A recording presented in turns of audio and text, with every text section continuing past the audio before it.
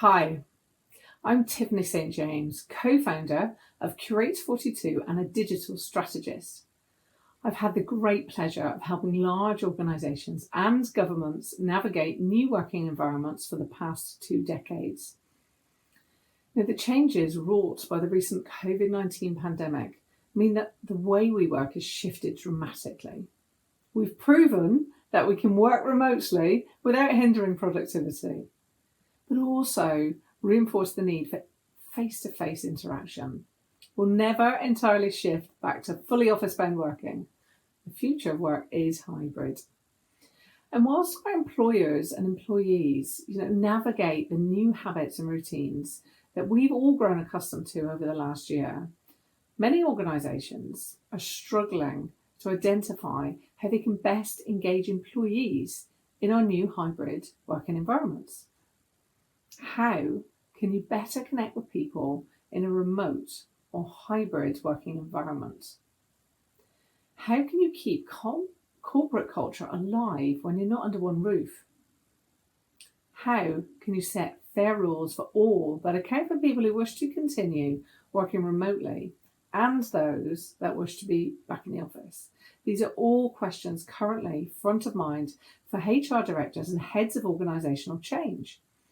And through research and best practice, including analysis of Microsoft's Embracing the New World of Work ebook, I wanted to share here practical advice in how best to engage employees in remote, hybrid and in-office working environments.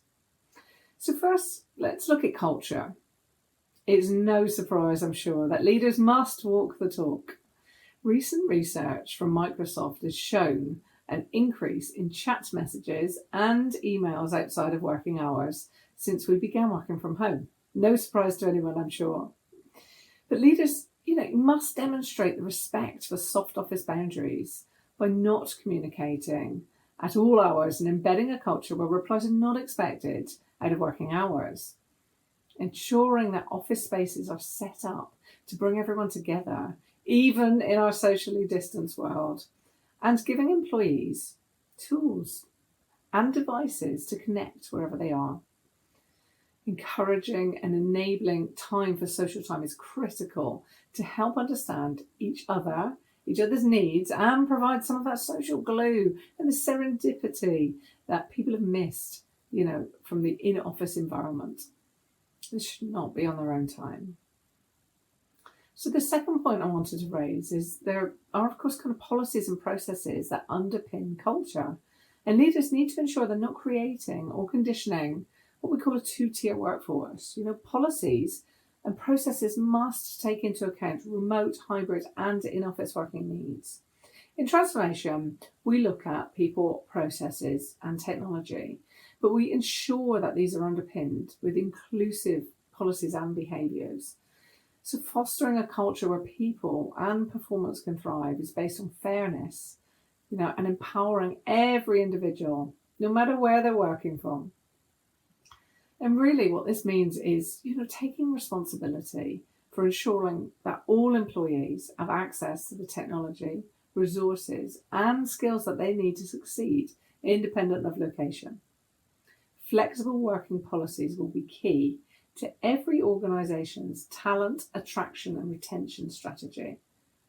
The best talent will be seeking opportunities where they can thrive in a flexible working environment. And the third thing I wanted to raise was to encourage and reward new behaviours. Performance is not the only measure of success in teams. Consider how you can reward what psychologists call pro-social behaviour, helping others. And let's face it, rewarding pro-autonomy is what is needed right now too. So whereas core culture metrics have traditionally revolved around, things like compensation, perks and benefits, your work-life balance and professional development, as well as things like, career opportunities, how they feel about the culture and the co-workers and the leadership, and overall, feelings of happiness and pride in the company outlook. The best places to work in the UK look at 8 key measures of workplace engagement, and that's leadership, my manager, my company, giving something back, my team, personal growth, fair deal and well-being. So working as hard on your employee relations as you do your customer engagement strategy is necessary now more than ever. So as a quick recap, tend your remote and hybrid culture. Ensure your policies and processes underpin these new cultural processes we need to adopt, and encourage and reward new behaviours. Thank you so much for watching.